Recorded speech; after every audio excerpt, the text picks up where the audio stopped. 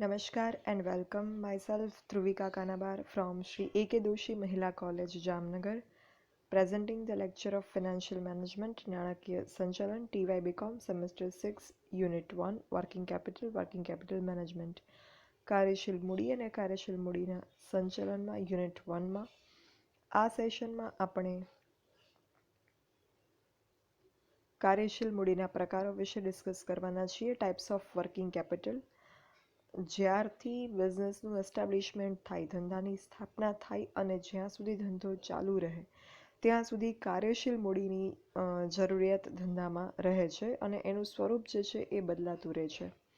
ઉત્પાદન પ્રક્રિયા સતત ચાલતી હોય ત્યારે કાર્યશીલ મૂડી જે છે એ જરૂરી હોય છે. એ સિવાય ધંધામાં અમુક પરિવર્તનો આવે, તેજી મંદીના વલણો હોય, કોઈ આકસ્મિક સ્થિતિ હોય, એના કારણે ઉત્પાદન અને વેચાણમાં વધઘટ થાય, એમાં પણ કાર્યશીલ મૂડીની જરૂરિયાત જે છે એ જરૂરી બને છે. તો આવી કાર્યશીલ મૂડીના મેઇન બે પ્રકાર છે. Main two types are there of working capital. One is fixed working capital and second is fluctuating working capital. કાર્યશીલ મૂડીના બે પ્રકારો છે, કાયમી કાર્યશીલ મૂડી અને પરિવર્તનશીલ કાર્યશીલ મૂડી. જે કાયમી કાર્યશીલ મૂડી છે એની આપણે પહેલાં ચર્ચા કરીએ. તો ઔદ્યોગિક એકમોમાં ઉત્પાદન કાર્ય સતત ચાલુ રહે, ઉત્પાદન અને વેચાણ જે છે એ સતત ચાલુ રહે, એમાં વધઘટ થાય તો એની સાથે કાર્યશીલ મૂડીમાં ફેરફાર થાય, પણ કાર્યશીલ મૂડીની જરૂરિયાત તો રહે જ. એવું જરૂરી નથી કે બિઝનેસ યુનિટમાં, મેન્યુફેક્ચરિંગ યુનિટમાં કાચો માલ જે છે એનું તૈયાર માલમાં એકસાથે રૂપાંતર થઈ જાય કે એકસાથે બધા જ તૈયાર માલનું વેચાણ થઈ જાય અને કાર્યશીલ મૂડીનું રોકડમાં રૂપાંતર થઈ જાય, એવું જરૂરી નથી. અમુક કાર્યશીલ મૂડી ઉત્પાદન ચક્રને સતત ચાલુ રાખવા માટે રોકી રાખવી પડે.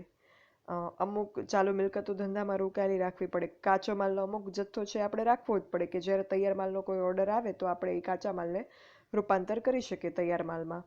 પછી અમુક તૈયાર માલ પણ આપણે બિઝનેસમાં રાખવો જ પડે કે અચાનક જ કોઈ કસ્ટમરનો ઓર્ડર આવે તો આપણે આપી શકીએ.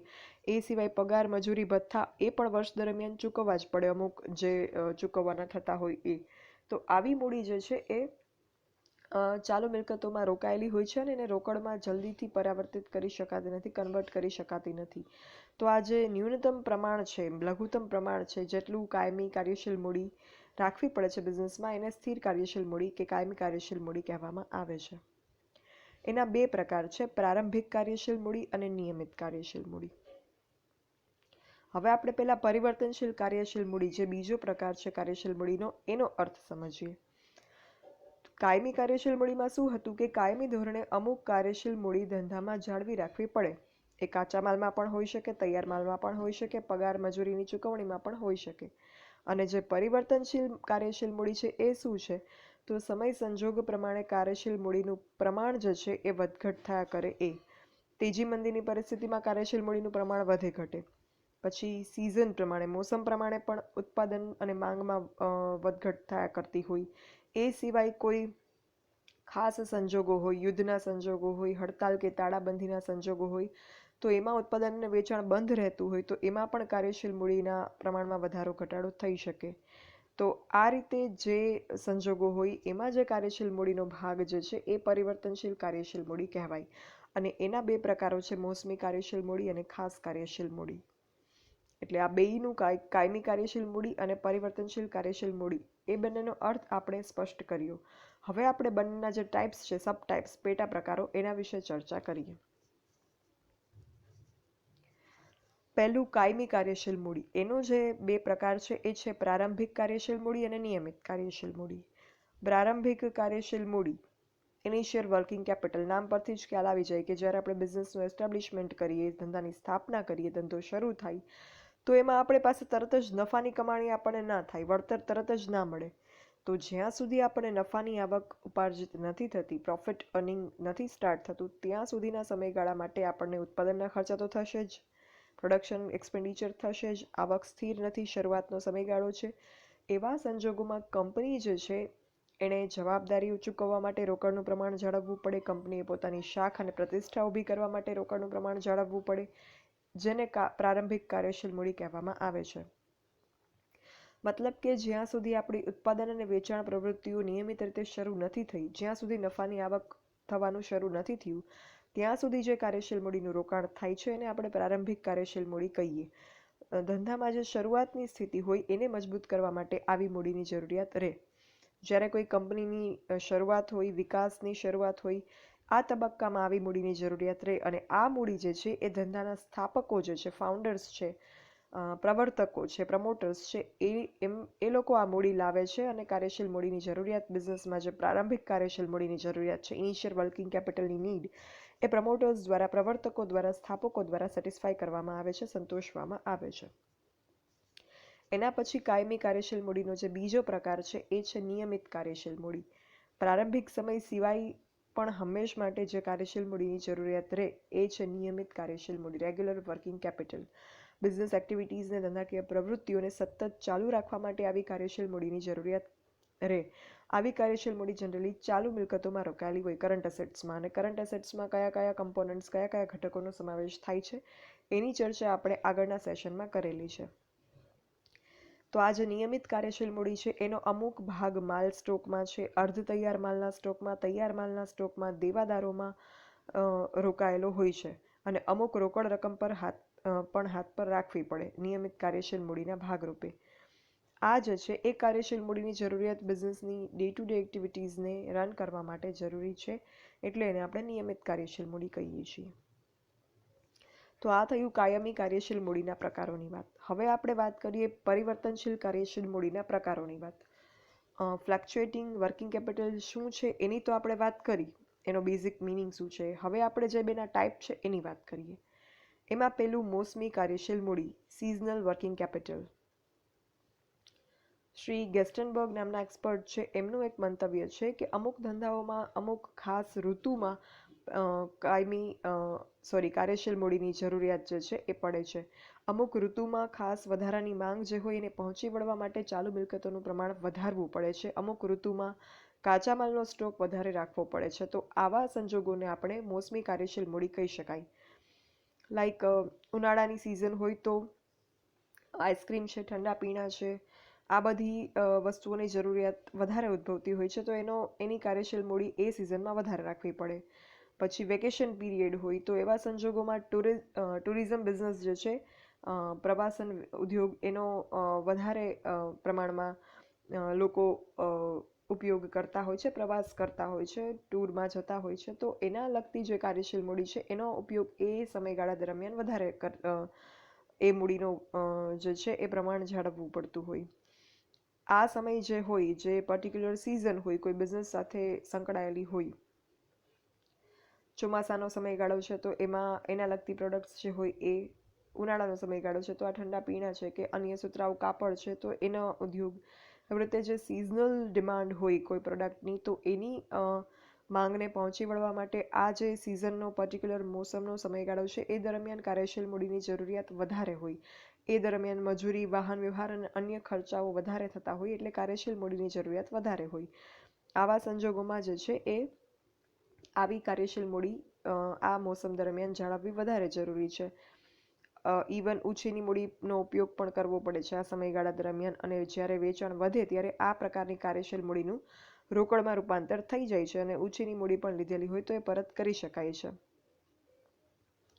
એ સિવાય બીજો પ્રકાર છે પરિવર્તનશીલ કાર્યશીલ મૂડી, ફ્લક્ચ્યુએટિંગ વર્કિંગ કેપિટલનો. એ છે ખાસ કાર્યશીલ મૂડી, સ્પેશિયલ વર્કિંગ કેપિટલ.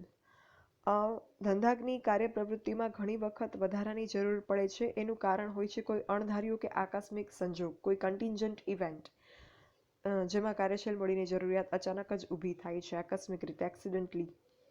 એ ઇવેન્ટ કઈ હોઈ શકે, એવી ઘટનાઓ કઈ હોઈ શકે? તો હડતાલ છે, સ્ટ્રાઇક, તાળાબંધી છે, કુદરતી આપત્તિ છે, મંદીની પરિસ્થિતિ છે. તો એમાં ધંધામાં નાણાકીય કટોકટી ઊભી થાય, ફિનાન્શિયલ ક્રાઇસિસ ક્રિએટ થાય, તો એના માટે ખાસ મૂડીની જરૂરિયાત અનિવાર્ય બને. એને આપણે ખાસ કાર્યશીલ મૂડી કહીએ.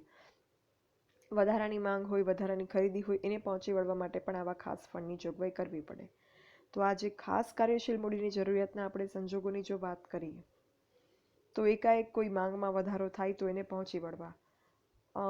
બહુ જ એક એક્ઝામ્પલ પોપ્યુલર આપું તો લાસ્ટ યર જ્યારે કોરોનાની શરૂઆત હતી ત્યારે અચાનક જ માસ્ક છે, સેનિટાઈઝર છે, એમાં પણ આલ્કોહોલ બેઝડ સેનિટાઈઝર છે, અમુક પ્રકારના હેન્ડવોશ છે,